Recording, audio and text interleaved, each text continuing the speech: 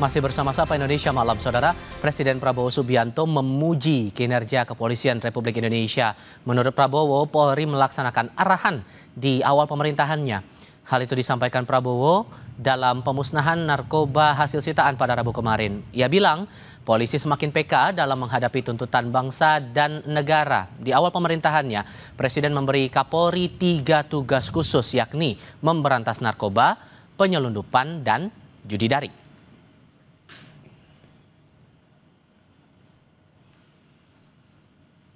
Jadi saudara-saudara, saya menyampaikan penghargaan saya, terima kasih kepada Polri.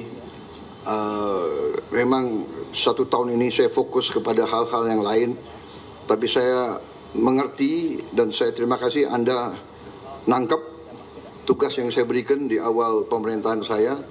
3 hal Anda sudah jalankan, sekarang sudah Anda buktikan ke rakyat. Teruskan upaya ini. Saya lihat polisi sekarang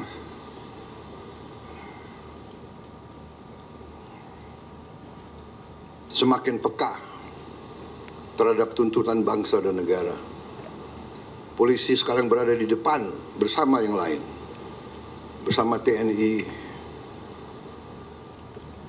di bidang produksi pangan. Presiden Prabowo Subianto mengaku pernah menitipkan mantan pengawalnya kepada Kapolri. Prabowo mengklaim langkahnya ini sah. Tapi ia mengakui juga selama menjabat sebagai presiden tidak pernah cawe-cawe alias ikut campur dengan struktur organisasi di Polri. Di awal pemerintahan saya hormati Anda. Saya tidak cawe-cawe, saya tidak titip. Satu pun pejabat saya tidak titip. Benar, Kapolri?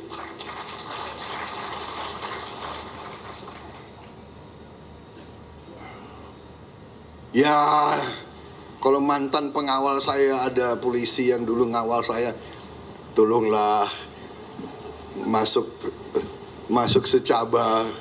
Masa, ya kan? Itu sah, boleh dong. Saya titip. Ini bintara baik, ya jadikanlah perwira capakan. Dari ratusan ribu aku titip berapa? 2-3 orang, ya kan? Ya saya ngaku lah. Tapi itu sah. Bener nggak? Ayo, jenderal-jenderal, menteri-menteri, kalian juga nitip-nitip kan? Ya 1-2 orang boleh. Tapi nggak ada saya titip ponaan saya apa, iya kan?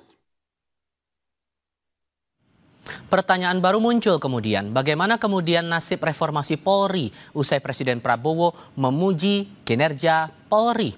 Kita diskusikan bersama para narasumber. 3 narasumber bergabung saat ini. Ada mantan Kapolda Jawa Barat Irjen Purnawirawan Anton Carlian, anggota Komisi 3 DPR RI fraksi PKS Nasir Jamil, dan tim advokasi Koalisi Masyarakat Sipil untuk Reformasi Kepolisian Aulia Rizal. Assalamualaikum semuanya, selamat malam. Ya, waalaikumsalam. Waalaikumsalam, selamat malam. Terima kasih. Semuanya sudah bergabung dalam diskusi kami kali ini. Pak Prabowo dalam momen itu, Bung Paul bilang, saya lihat polisi sekarang semakin peka terhadap tuntutan bangsa dan negara. Polisi sekarang berada di depan bersama yang lain, bersama TNI di bidang produksi pangan. Anda sepakat dengan hal itu, Bung Paul? Iya, yang perlu diperhatikan itu sebetulnya apakah Presiden Prabowo itu paham mengenai tugas dan fungsi Polri, baik secara konstitusional maupun secara aturan perundang-undangan, khususnya Undang-Undang Polri ya. Kalau secara fungsi dan tugas kepolisian itu yang menegakkan hukum, menjaga keamanan dan ketertiban, dan juga fungsi kepolisian melayani, mengayomi, dan melindungi masyarakat. Nah, hal ini yang sebetulnya nggak dipotret dari pernyataan Presiden Prabowo, apalagi mengaitkan dengan konteks pangan. Gitu. Apakah itu adalah tugas dan fungsi konstitusionalnya Polri gitu? Nah, tentu itu bukan tugas dan fungsi pemolisian. Itu di luar tugas pemolisian atau non-policing gitu. Nah, itu hal yang sebetulnya kami menjadi kekhawatiran kami, satu hal, dan menjadi hal yang catatan untuk konteks reformasi kepolisian. Kalau Presiden ingin melakukan reformasi kepolisian, Presiden itu betul-betul memahami tugas-tugas wewenang secara konstitusional dari kepolisian ya. Tapi Oke. kalau perspektifnya sedangkal itu ya kami mengkhawatirkan bahwa Presiden Prabowo ini nggak memahami mengenai pentingnya urgensi reformasi kepolisian karena tugas kepolisian saja tidak tergambar ya dari Oke, soal cara reformasi pandang kita akan bahas seorang itu presiden. nanti. Cuman kalau melihat tolok ukur yang disampaikan oleh Presiden, pemberantasan narkoba, kemudian penyelundupan dan judi daring ini sudah sesuai dengan target yang diarahkan Presiden. Harusnya positif dong, Mas?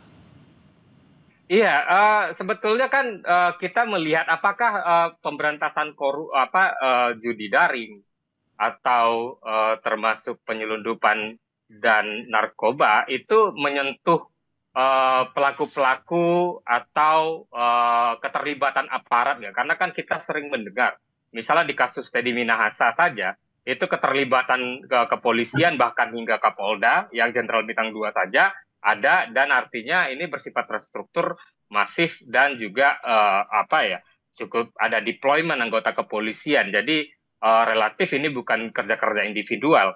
Nah, itu apakah kepolisian mampu untuk mengungkap kasus narkotika yang sangat melibatkan yang melibatkan aparat hingga jenderal begitu ya, dan pelaku-pelaku kelas kakap dari narkotika, dan konteks-konteks penyelundupan yang dimaksud Presiden Prabowo seperti apa? Apakah BBM ilegal? Apakah penyelundupan terhadap tambang-tambang ilegal yang sering beredar seperti yang kita dengar beberapa tahun lalu, bahkan melibatkan Komjen kepolisian bintang 3 gitu. Nah, yang hal semacam itu apakah betul-betul dilakukan oleh kepolisian? Oke. Makanya kita nggak bisa sedangkal itu melihat statement dari Presiden Prabowo menurut Nah, saya.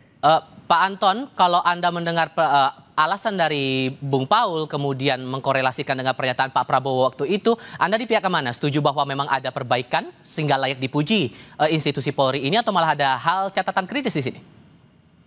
Ya, ini sebetulnya hanya sekedar satu support signal kepada kepolisian, karena kemarin kepolisian ini kita tahu bersama banyak sekali mengalami ya masalah-masalah yang bisa memperburuk citra Polri. Tetapi dalam hal ini beliau sangat paham sekali bahwa kalau ada pencurian di lumbung padi tidak perlu membakar lumbungnya.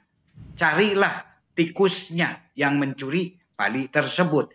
Nah, ini sebagai sinyal kepada seluruh rekan-rekan, karena mungkin saja ada beberapa ya elemen-elemen yang bahkan menyudutkan Polri ya kepada hal-hal yang sangat dalam. Padahal bagaimanapun juga polisi ini adalah fungsi negara. Justru beliau sangat paham tentang tugas dan fungsi polisi. Tapi kemudian ada yang mengkritik bahwa polisi harusnya nggak perlu mengurusi produksi pangan, Pak. Kenapa? Kalau kemudian polisi terlibat dalam produksi pangan, itu kan yang dikritisi oleh koalisi masyarakat sipil sejauh ini. Betul sekali.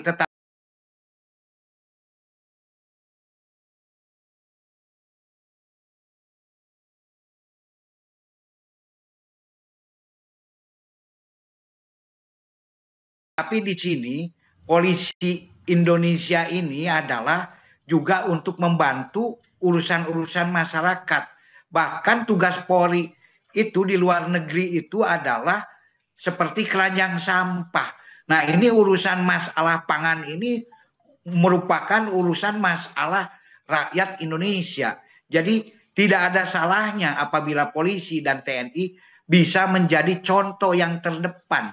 Karena satuan-satuan yang paling mudah digerakkan ini adalah salah satunya adalah TNI dan polisi. Yang penting tugas pokok polisi ini tetap dilaksanakan, karena apapun juga ini adalah untuk ujung-ujungnya keamanan, ketertiban, penegakan hukum, untuk kesejahteraan masyarakat. Dan ketika ada tugas-tugas untuk mensejahterakan masyarakat demi ketahanan, kan ini bagian daripada ketahanan. Sedangkan pasal itu kan ketahanan juga. Ketahanan itu tidak berarti ketertiban umum saja. Pangan pun merupakan bagian daripada ketahanan di Indonesia. Pak Nasir, Kalau kemudian Anda melihat, oke, sudah kami tangkap poin dari situ, Pak Anton. Kalau Bung Nasir sendiri dari Komisi 3 sejauh ini melihatnya tolok ukur yang disampaikan Presiden bahwa Polri ini layak dipuji dengan beberapa tolok ukuran ini relevan atau justru ada catatan kritis? Ya, sebenarnya fungsi-fungsi yang melekat di dalam institusi kepolisian itu representasi dari fungsi negara. Nah, karena itu ketika ada pujian dari seorang presiden, tentu ini adalah bahagian untuk meningkatkan kinerja institusi kepolisian yang beberapa waktu lalu memang didera dengan berbagai macam krisis gitu ya, sehingga kemudian kepercayaan masyarakat terhadap institusi ini berkurang. Dan memang harus kita akui bahwa tidak ada institusi yang kemudian sempurna. Jadi apa yang dilakukan oleh Presiden dalam pandangan kami itu sebagai upaya, sebuah pengakuan bahwa memang upaya pemolisian masyarakat itu bukan hanya soal mengajak masyarakat ikut menjaga keamanan di daerah mereka masing-masing, tapi juga pemolisian masyarakat itu adalah bagaimana menjaga ketahanan, dalam hal ini ketahanan pangan ya. Jadi keterlibatan atau keikutsertaan institusi kepolisian dalam ketahanan pangan, kemudian juga bagaimana mereka bisa ikut dalam program makanan gizi tersebut, itu juga dalam rangka untuk menjaga dan memelihara keamanan dan ketertiban di masyarakat. Jadi walaupun kemudian memang ada yang berpendapat ini di luar konteks tugasnya polisi, Bang Nasir. Ya, sebab setelah reformasi, polisi itu menjadi institusi sipil dia, bukan lagi kombatan. Nah, karena itu dia bersama masyarakat sipil, bersama institusi sipil, itu berusaha untuk menghadirkan masyarakat yang aman dan tertib. Jadi bayangkan kalau misalnya masyarakat itu mengalami krisis, misalnya pangan atau tidak memiliki ketahanan pangan, itu akan berdampak terhadap ketertiban dan keamanan di tengah-tengah masyarakat. Kalau misalnya di tengah masyarakat marak judi online ya, kemudian juga marak peredaran gelap narkoba, itu tentu akan mengganggu keamanan masyarakat setempat. Nah, karena itu sekali lagi di samping penegakan hukum, maka upaya-upaya untuk melindungi masyarakat dari berbagai macam ancaman, bukan aja ancaman secara fisik ya, tapi juga ancaman dalam konteks ketahanan pangan tadi, itu harus dilakukan oleh kepolisian. Apalagi sekali lagi saya katakan bahwa Kapolri itu kan berkedudukan di bawah Presiden dan bertanggung jawab kepada Presiden. Jadi tanggung jawab seorang Kapolri kepada Presiden itu bukan hanya soal keamanan, bukan soal penegakan hukum saja, tapi bagaimana program-program Presiden itu bisa dibantu sepenuhnya oleh institusi kepolisian.